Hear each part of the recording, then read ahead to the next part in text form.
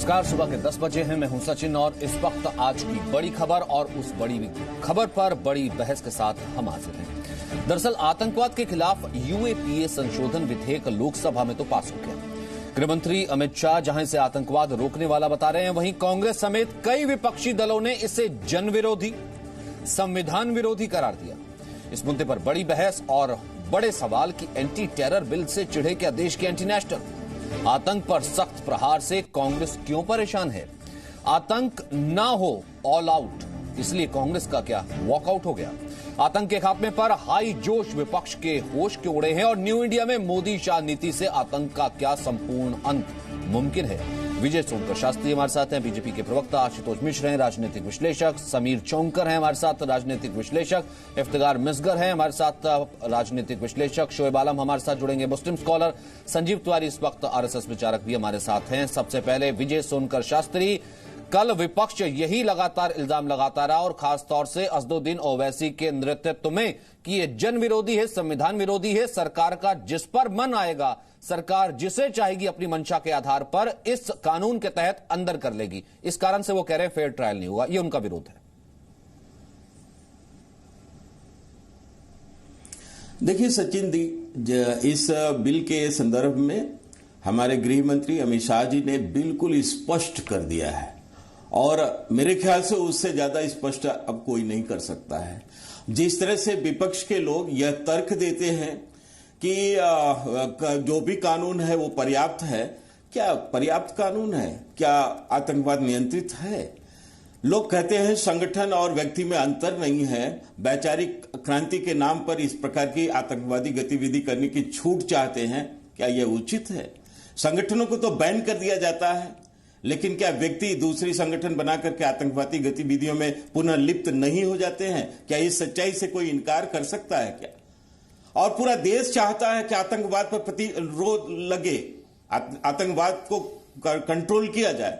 अब इस पर अगर कठोर कानून बनता है तो आपत्ति करना मुझे बड़ा आश्चर्यजनक लगता है। और यह कानून वैसे भी हम लोगों ने नहीं बनाया। हमारे गृह मंत्री जी ने तो स्पष्ट कहा कि यह कानून तो कांग्रेस सरकार ने बनाया और उस समय 1967 में बनाया। उसके बाद अनेकों संशोधन हुए हैं। एक और संशोधन, क्या इनको रास नहीं आ रहा है क्या? क्या ये लोग चाहते हैं कि देश में अनरेस्ट रहे?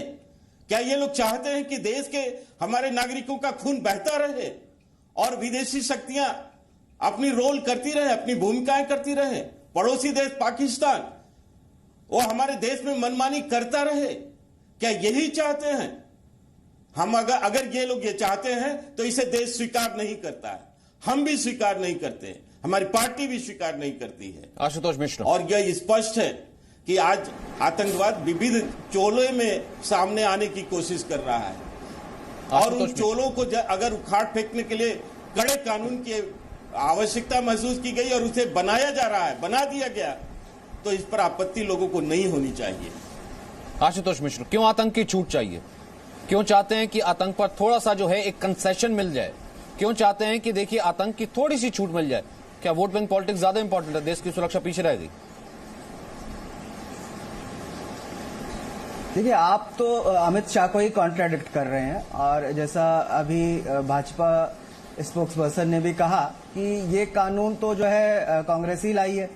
आतंकवाद के खिलाफ जो है पंजाब में कांग्रेस ने ही उसको मिटाया है। कांग्रेस के ही 2 प्राइम मिनिस्टर आतंकवादियों के उसमें शहीद हुए हैं। तो ये कहना जरा सा हास्यास्पद होगा कि कांग्रेस उसका वो कर रही। अब यहाँ पे 2-3 चीजें ध्यान देने योग्य है। पहली बात, कल अमित शाह ने कहा कि उन्माद के प्रचार से आतंकवाद फैलता है। तो धार्मिक उन्माद फैलाना और यूएपीए अंडर ट्रायल को सांसद बनाना, ये दोनों श्रेय जो है भाजपा को ही जाता है। फिर आप बात करते हैं एनआईए में आई है इन्वेस्टिगेशन। अगर एनआईए अपना ठीक से काम कर रही होती तो पुलवामा आतंकवादी हमला जो हुआ था जिसमें हमारे 50 तो उसी से तो सबक लिया जाता है, वो शहीद नहीं होते, उसी से तो सबक लिया जाता है। चल रहा होता। अब आप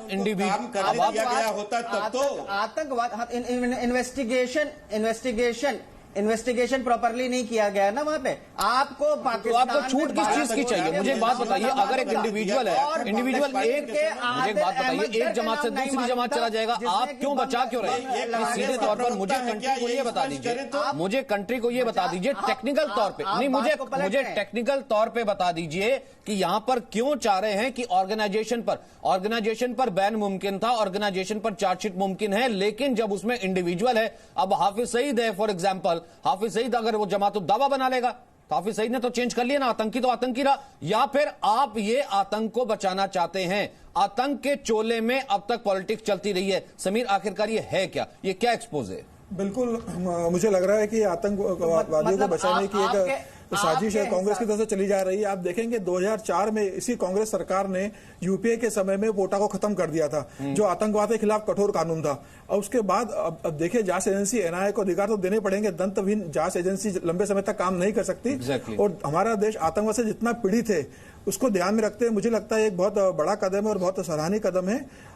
जो आतंकवादियों को समर्थन देते हैं, जो आतंकवादियों को आर्थिक मदद देते हैं, जो आतंकवादियों को वैचारिक समर्थन देते हैं, जो आतंकवादियों को संरक्षण देते हैं, अपने घरों में देते हैं, ऐसे लोगों को भी आतंकवादियों की श्रेणी में डालने का काम सरकार ने किया है और मुझे लग रहा है यह एक बड़ा कदम है, उसका स्वागत होना चाहिए। नहीं, लेकिन जिस देश ने सर मैं आपसे जानना चाहता हूं, जिस देश ने जो पार्टी ये कहती हो कि जिस देश ने, देखिए, जिस पार्टी ने अपने प्रधानमंत्री को, अपने मुखिया को आतंक में खो दिया हो, या आतंक का दंश अब तक 26/11 तक हम झेल रहे थे, लगातार सीरियल ब्लास्ट होते चले जाते, वो पार्टी जब आतंक के नाम पर, आतंक को स्ट्रेंथन करने के नाम पर उसके खिलाफ जो है वॉकआउट कर जाए, तो क्या उसकी हिपोक्रेसी नहीं है? सर देखिए, बड़े दुख की बात है कि ऐसी पार्टी जो खुद आतंकवाद से इतनी ज्यादा पीड़ित रही हो वो वॉकआउट कर जाए। मेरे ख्याल से वो उनकी पॉलिटिक्स है। बट ये जो बिल जो पास हुआ है, इसको ये समझना बहुत जरूरी है कि हम जो आतंकवादी देखते हैं या जिसका जिक्र करते हैं, वो एक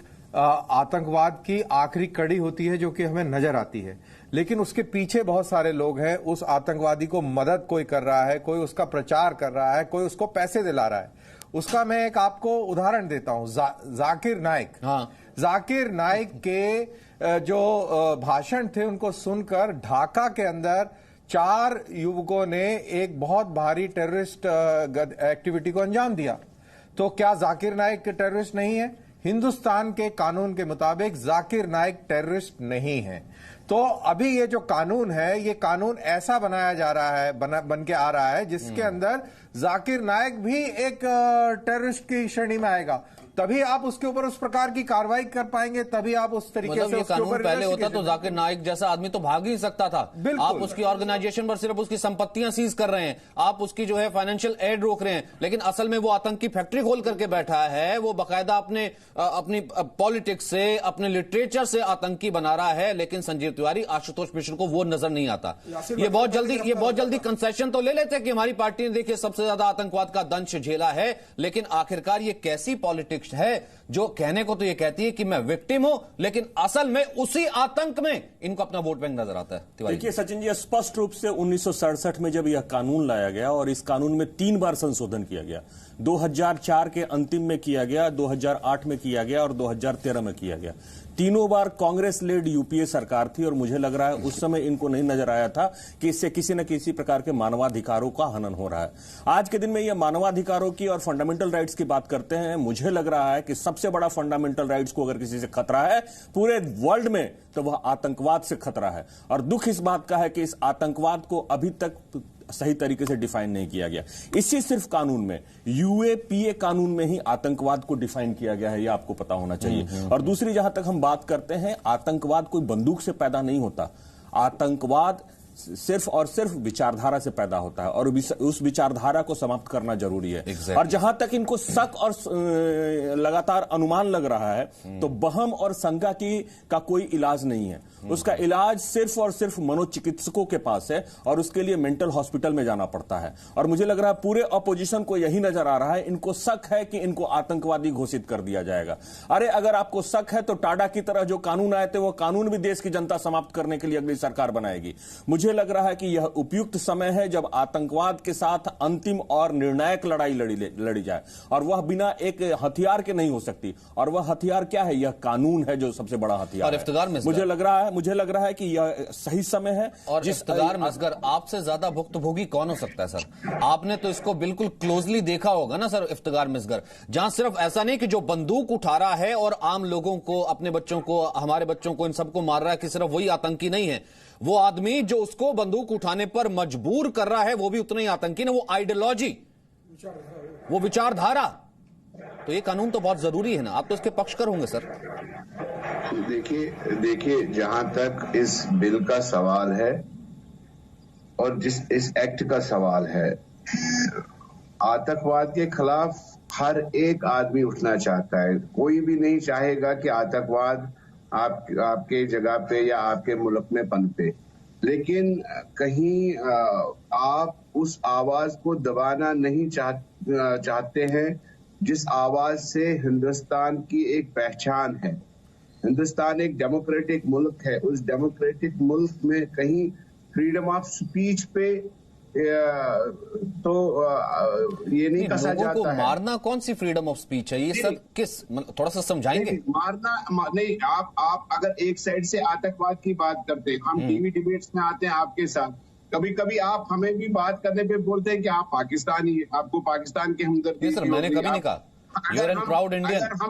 मैं तो गर्व से कहता हूं कि इफ्तिखार मिसगर प्राउड इंडियन है और हमेशा उनको प्राउड है, प्राउड था, प्राउड रहेगा। मैं तो कहता ही नहीं इस तरह की बातें सर। वो जिस टीवी चैनल पे आप दूसरों की बात करते होंगे वो अलग चीज है, पर मेरे कहने का मतलब ये है, जो विचारधारा आपके बच्चे को बंदूक उठाने पर मजबूर कर दे और कहे कि आप आतंक बच जाओ, डॉक्टर ना बनो, इंजीनियर ना बनो, उस आदमी की जगह जो है आतंक विरोधी कानून के तहत जेल या फिर कानून है कि नहीं है? इसको कहीं ना कहीं अब बहुत ज्यादा एलॉबरेट करना चाहिए, इसको डीपली देखना चाहिए इस एक्ट को, कहीं वो ये मिस यूज ना हो जाए।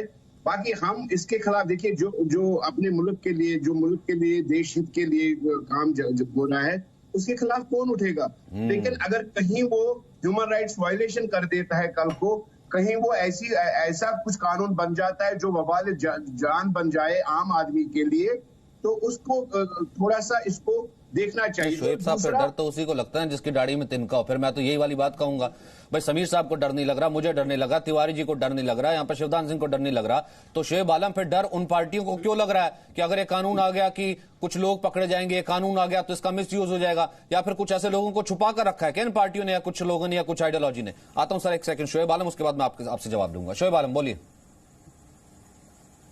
जी, डर किसको लग रहा है? मैं तो नहीं समझता हूँ किसी को डर लग रहा हो, किसी को नहीं डरना चाहिए।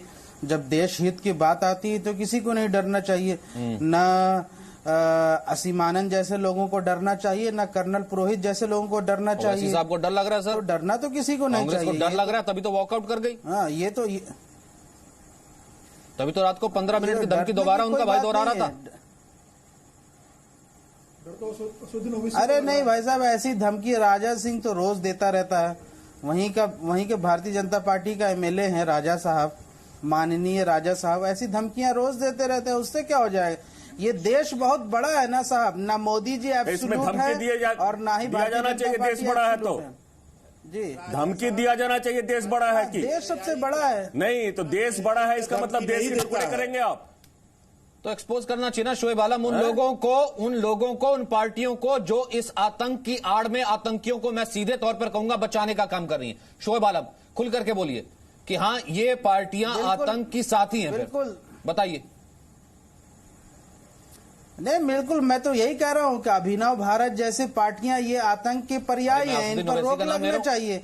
ऐसे संगठन जिसमें जी ऐसे संगठन जिसमें कर्नल पुरोहित जैसे लोग हों, जिसमें असीमानंद जैसे लोग हों, जिसमें साध्वी प्रज्ञा सिंह जैसे लोग जुड़ी हों, उस पर रोक लगनी चाहिए, उस पर एनआईए लगना चाहिए भाई। हाँ तो बनने दीजिए, उसके बाद रोक लगेगी। अर्बन नक्सलिज्म के ऊपर भी रोक लगेगी। चाहते हैं शोएब आलम, छुपना चाहते हैं एक बार, क्योंकि डर लगता है आपको, डर लगता है आपको, मुस्लिमों की नुमाइंदगी करते हैं, डर लगता है आपको। एक बार आपके मुंह से अब्दुल यूनिवर्सिटी का नाम नहीं निकला। अगर निकला होता, अगर आपको लगता है इनको डर नहीं लगता, तो रात को जाकर के इनका भाई अकबरुद्दीन ओवैसी 15 मिनट की धमकी दोहराता नहीं। दोबारा करीमनगर में जनसभा वो करता, वो कह रहा है कि देखिए 15 मिनट का जो दर्द है वो अब तक भर नहीं सका है। इस पुराने बयान का जिक्र उन्होंने किया कि देखिए अब तक उस बयान का जिक्र होता है। सर, किसे डराते हैं, किसे धमकाते हैं?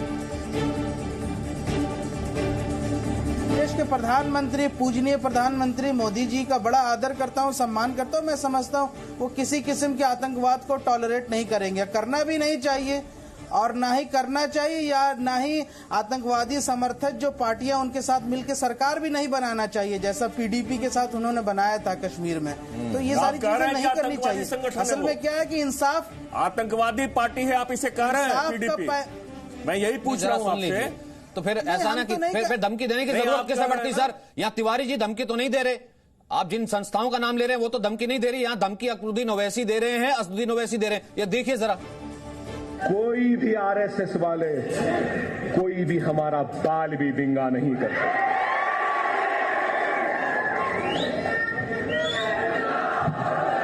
और याद रखो, दुनिया उसी को डराती है जो डरता है। दुनिया उसी से डरती है जो डराना जानता है। क्या है अकबरुद्दीन ओवैसी से नफरत क्यों है? क्यों है?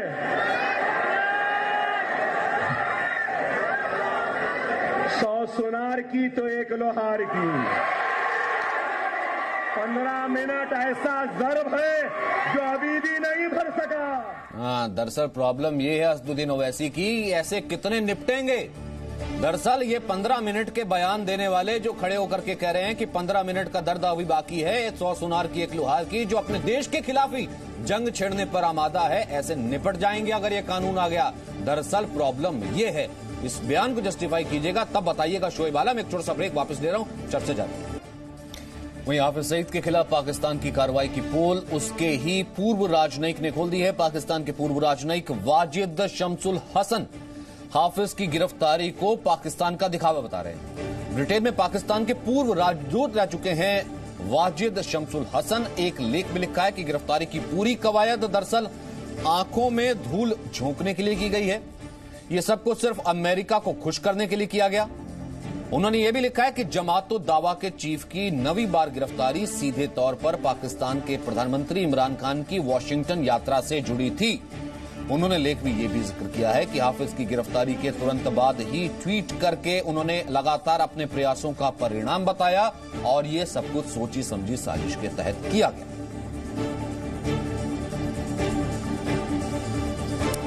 एक छोटा सा ब्रेक, चर्चा लगातार जारी है।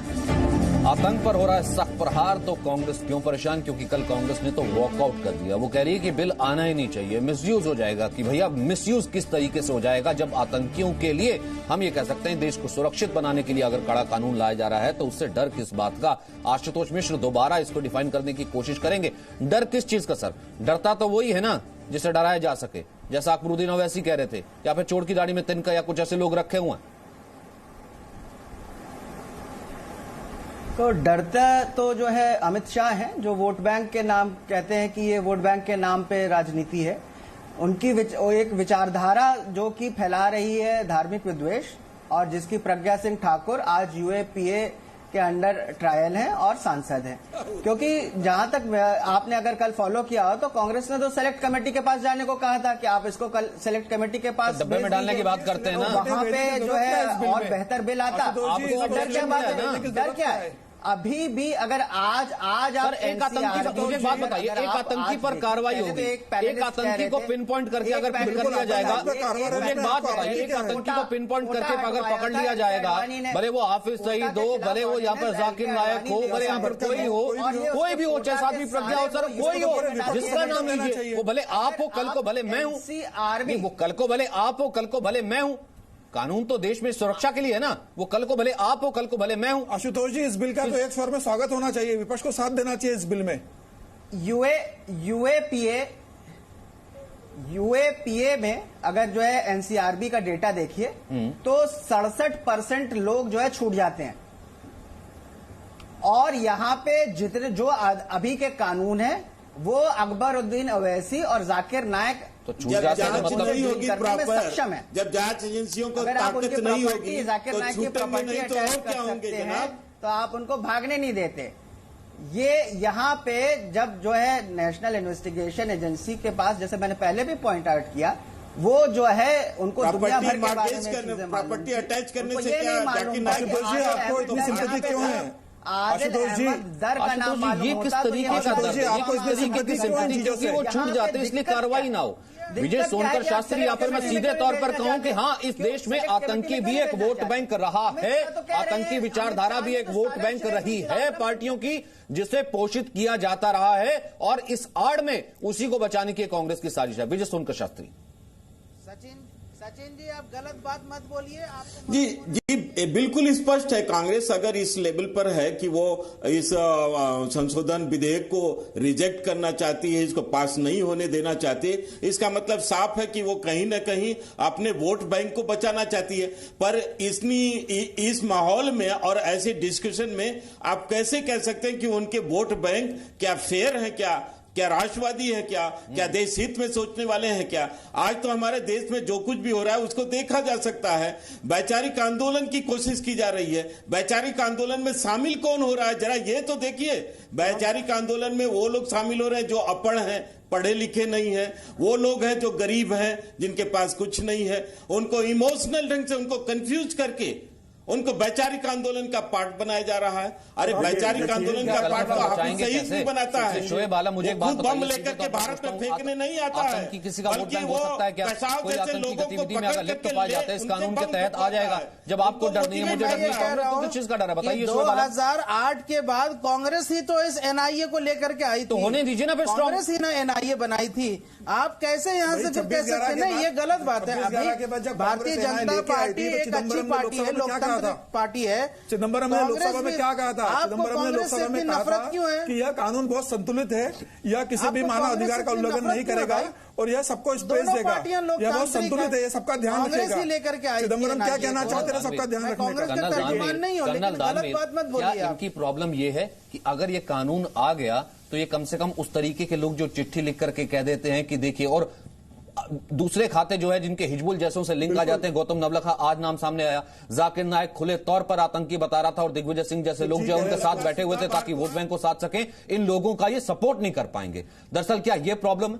ये एक बहुत बड़ी मेजर प्रॉब्लम है, और जिस प्रकार से ये पूरा डिबेट इशारों में ये कहीं ना कहीं हिंदू और मुस्लिम करने की कोशिश करी गई है, जिस प्रकार से कांग्रेस ने वॉकआउट किया है, ये बेसिकली कांग्रेस ने जो वॉकआउट करके सारे मुस्लिम कम्युनिटी को एक दायरे में रखने की जो संकेत दिया, ये बड़ा दुर्भाग्यपूर्ण है। ये हिंदू मुस्लिम वाला खेल नहीं है। तो अगर आप मुसलमान थोड़ा ना होता है, अगर आप तो ये मान ले आतंकी मुसलमान होता है, आतंकी तो मुसलमान नहीं होता ना। लेकिन जब कांग्रेस वॉकआउट कर रही है तो वो ये बताने की कोशिश कर रही है कि हम मुसलमानों के साथ हैं, उनके ऊपर बहुत ज्यादा ज्यादती हो जाएगी, इस प्रकार का कानून आ जाएगा, और कहीं ना कहीं मुसलमानों के ऊपर इन्वर्टेड कॉमास में संदेह खड़ा कर रही है। लेकिन एक बड़ी इंपॉर्टेंट चीज मैं बताने जा रहा हूं कि इसको थोड़ा सा रिलीजन उससे और वोट बैंक पॉलिटिक्स से हट के देखिए। अगर आप नॉर्थ ईस्ट में चले जाइए, उल्फा के जितने भी आतंकवादी हैं वो शिव भक्त होते हैं, शिव भक्त, दे आर शिवाइट्स। वो हवन ववन पूजा वूजा करते हैं वो। अगर बीएलटी में चले जाइए तो वो सारे क्रिश्चियन होते हैं।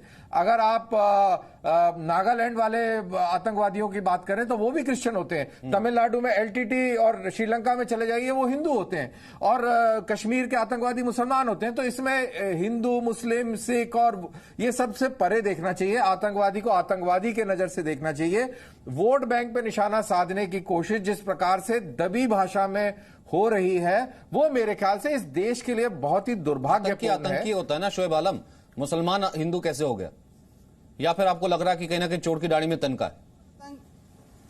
नहीं, बिल्कुल आतंकी होता है, और लोकसभा में कांग्रेस ने वोट भी किया है इसके पक्ष में। ये गलत इन्फॉर्मेशन आप मत दीजिए। 287 वोट पक्ष में पड़े हैं, 287 वोट पक्ष में पड़े हैं और 8 वोट जो है वो अगेंस्ट पड़ा है। और जहां तक सवाल पैदा होता है संगठन और व्यक्ति दोनों को आतंकी बनाने के लिए, मैं एक चीज बताता हूं, इंडियन मुजाहिदीन के ऊपर बहुत पहले बैन लगा दिया गया, परंतु उसका जो मास्टरमाइंड था यासीन भटकल, उसको छोड़ दिया गया। उसने उसके बाद 12 ऐसे अपराध किए जिसमें हजारों की संख्या में लोगों की मौत हुई या वो लोग घायल हुए।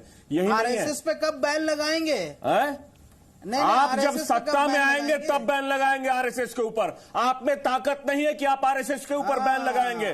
कांग्रेस ने 3 बार बैन लगाया था, तीनों बार कांग्रेस सत्ता से बाहर चली गई। ठीक है, आरएसएस के अपने गिरवान में झांकिए कि आप अपने ऊपर कब बैन लगाएंगे, और सबसे पहले आपके ऊपर बैन लगेगा। आप चिंता मत कीजिए, आप आतंकवादियों का समर्थन कीजिए, समझ गए? आरएसएस बीच में मत लाया कीजिए, आरएसएस का फोबिया है। अभी जब आप सुबह सो के उठे हैं तो रात भर आरएसएस का भूत आपके ऊपर सवार था। आरएसएस आरएसएस आरएसएस आरएसएस राष्ट्रभक्त। बॉम्बे हाई कोर्ट के पूर्व जज हैं बीके बॉन्सेल।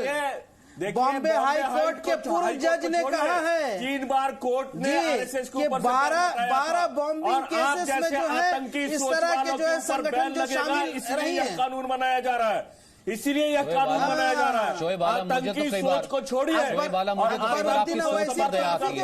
शोएब आलम थोड़ा पढ़ के बैठा कीजिए, शोएब आलम थोड़ा पढ़ के बैठा कीजिए। वो यासीन भटकल का नाम लेते हैं, वो सिमी का नाम लेते हैं, आप आरएसएस का नाम ले रहे हैं। थोड़ा सा पढ़ के आया कीजिए ना, वो भी आ गया है। वरना राहुल गांधी की तरह भिवंडी का चक्कर काट रहे हैं ना वो, थोड़ा सा पढ़ के आया कीजिए। आरएसएस किए रहा है। यहाँ पर यूं कहिए कि जितने आतंकी ऑर्गेनाइजेशन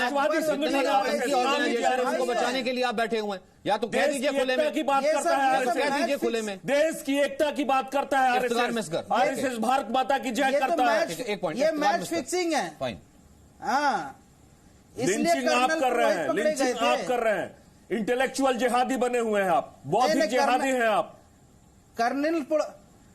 कर्नल पुरोहित और सब अंदर छोड़िए। अरे सर, जिसपे लगे ना, डर क्यों लग रहा है? शोएब आलम पे डर क्यों लग रहा है? सुबह सुबह फिर डर क्यों लग रहा है? कर्नल पुरोहित को तो देश की न्यायपालिका ने ही उसको जो दिया है वो दिया है। मुस्लिम राष्ट्रीय मंच आपको उस पर कोई भरोसा नहीं है? दरअसल इस कानून की आड़ में ये मुस्लिम ब्रदरहुड नहीं है, इस कानून की आड़ में मुस्लिम ब्रदरहुड, इस कानून की आड़ में आईएसआईएस, इस कानून की आड़ में हाफिज सईद जी, इस कानून की आड़ में ये उसामा, इस कानून की आड़ में यहाँ पर नहीं, इस कानून की आड़ में आप इन लोगों को बचाना चाहते हैं। नहीं, इस कानून की आड़ में बचाना चाहते हैं जिसको देश की बेटी इशरत जहां आपने बोल दिया था ना, जिसको देश की बेटी बना करके पेश किया आपने इशरत जहां। सर आप क्योंकि वो कर नहीं पाएंगे, बेसिकली ये बचाना चाहते हैं। अरे कुछ नहीं सर, आप बेसिकली आतंकियों को बचाना चाहते हैं, जिससे इससे पहले जो राजनीति देश ने देखी है, जहां वोट बैंक के चक्कर में आतंकियों को भी बेटी और आतंकियों को भी पिता बना लिया जाता था, ये उस आतंकियों, ये उस पॉलिटिक्स पर रोकने के वाली है। इस कारण सचिन जी ये इनका डर बोल रहा है, इनको मालूम है इस कानून बनने के बाद प्रज्ञा सिंह ठाकुर होगी आपकी बेटी, इफ्तिखार मिस्कर, डर बोल रहा है। इफ्तिखार मिस्कर, देखिए साहब, इसमें शोध नहीं होना चाहिए, डिबेट में बात हर एक को करनी।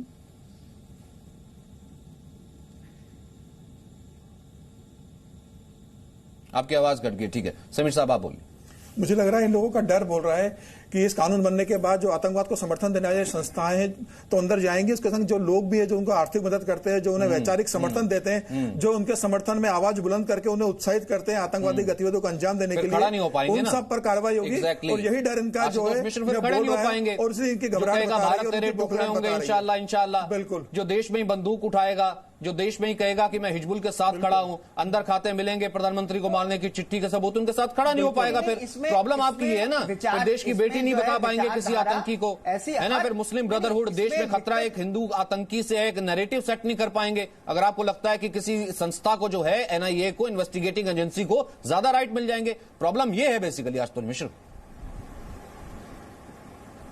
बेसिकली प्रॉब्लम ये है कि आप बात सुनते नहीं है। इसमें यूएपीए में 67% लोग छूट गए हैं, विचार इसलिए गए ना, ऐसी विचारधारा वाले यूएपीए अंडर सांसद बन गए हैं। आप मुझे और एक यहाँ पे बताइए, हिंदू IPC के अंतर्गत कितने हिंदू लोग और छूट रहे हैं? मुसलमान आप कर रहे हैं।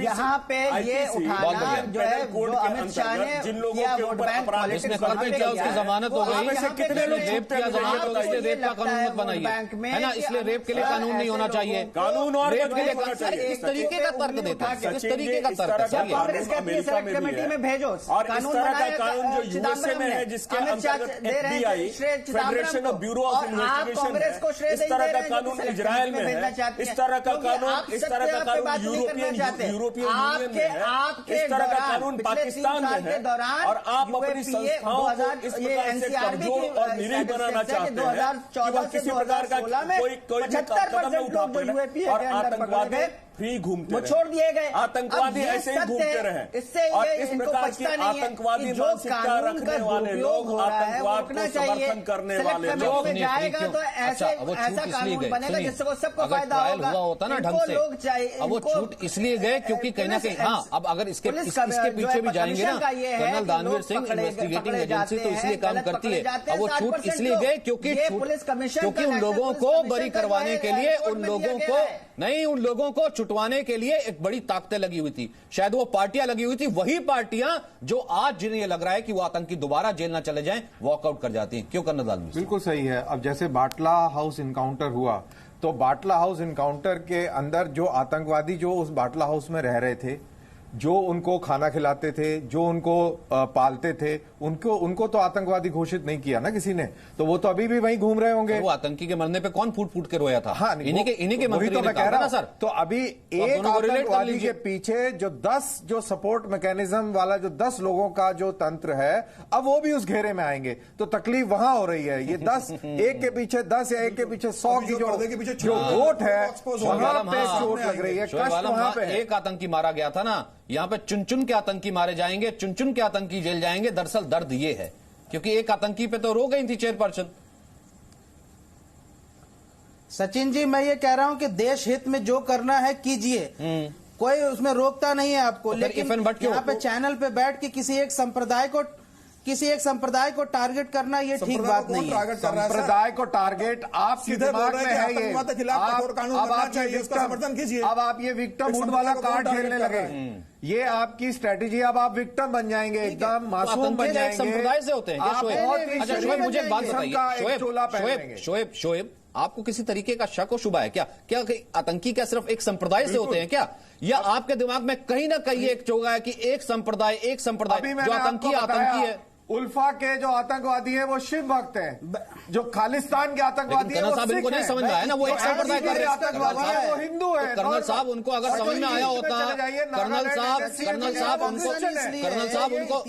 साहब उनको अगर समझ में आया होता, फिर वो एक संप्रदाय क्यों कर रहे होते? इसलिए कर रहे हैं कि उनको डर है, कहीं ना कहीं उनके अंदर डर बैठा हुआ है, उनको लग रहा है कि शिकंजा कसा जा रहा है, क्योंकि आज की तारीख में सबसे ज्यादा टीआरपी इस्लामिक आतंकवादी है, सबसे ज्यादा दहशतगर्द आज की तारीख में जब हम बात कर रहे हैं, पूरी दुनिया त्रस्त है, वो इस्लामिक आतंकवाद से त्रस्त है। और हमारे यहाँ पे वैचारिक तौर पर बहुत सारे लोग हैं जो इस्लामिक आतंकवाद को सपोर्ट करते हैं, सिंपैथाइजर हैं, और आप भी टीवी पर बैठ बाकायदा आप उसकी सपोर्ट नहीं बोल रहे हैं, जरूर आप उसको सपोर्ट कर रहे हैं। आपको देखिए, मैंने कहा कि देश हित में आपको जो करना है कीजिए, लेकिन यहाँ पे किसी किस्म के लेकिन कुछ नहीं है, आप भी देश हित में कुछ कर दीजिए, आप भी तो देश हित में कुछ बोल दीजिए भाई।